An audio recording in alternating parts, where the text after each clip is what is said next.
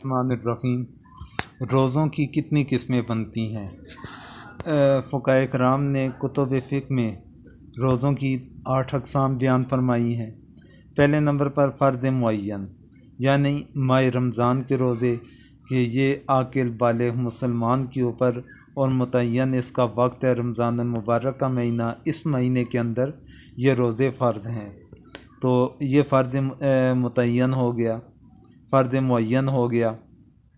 फिर दूसरे नंबर पर है फ़र्ज़ गैर मुअय्यन यानी माह रमज़ान के क़ज़ाशुदा रोज़े के फ़र्ज़ ऐसा फ़र्ज़ रोज़ा कि जो मुअय्यन नहीं कि साल के किसी भी महीने के अंदर रमज़ानुल मुबारक के क़ज़ा रोज़े हम रख सकते हैं, किसी भी महीने में किसी भी दिन के अंदर रमज़ानुल मुबारक के महीने को छोड़कर।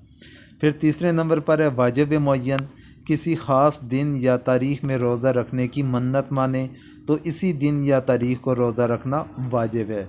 यानी अगर कोई इंसान मन्नत मान ले, नज़र मान ले कि मैंने इस जुम्मा को रोज़ा रखना है, अगर मेरा फ़लाँ काम हो गया तो अब इस जुम्मतुल मुबारक के दिन ही उसके लिए वो काम होने की सूरत के अंदर रोज़ा रखना लाज़म और ज़रूरी होगा, क्योंकि उस दिन को का तय्यीन उसने बज़ात ख़ुद कर लिया, तो ये वाजिब मुअय्यन है।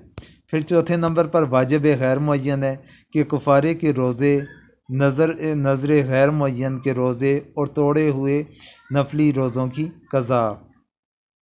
अब चौथी किस्म वाजिब गैर मुअय्यन की है कि कुफ़ारा के तौर पर रोज़े रखने थे, उसके लिए लिमिट कोई नहीं कि आज ही से रखने हैं या आज ही रखना है या कल ही रखना है, तो जितना जल्द अज जल्द हो सके रखने की कोशिश करें, लेकिन दिन उसके लिए मुअय्यन नहीं है।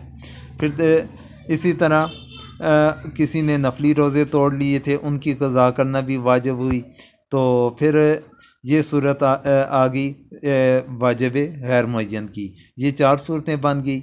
पाँचवीं किस्म है सुन्नत रोज़ा। सुन्नत रोज़ा कौन सा है? मुहर्रम अल हराम की 9वीं और 10वीं तारीख़ के रोज़े रखना। फिर इसी तरह अरफा, यौम अरफा का यानी 9वीं ज़िलहज का रोज़ा रखना, या अयाम बैज़ है कि हर कमरी महीने की 13वीं, 14वीं और 15वीं तारीख़ का रोज़ा रखना, ये सुन्नत रोज़े आ गए। तो ये 5 किस्में हो गई। फिर छठी किस्म नफ़ल रोज़ा है, यानी माह शवाल के 6 रोज़े रख लेना या माह शबान की 15 तारीख़ का रोज़ा। तो इसी तरह पीर के दिन, जुमरात के दिन, जुम्मा के दिन रोज़ा रखना।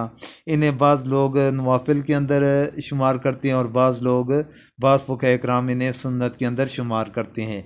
ये मुख्तलिफ़ फ़ुक़हा कराम की नज़र के अंदर ये तरतीब बन जाएगी।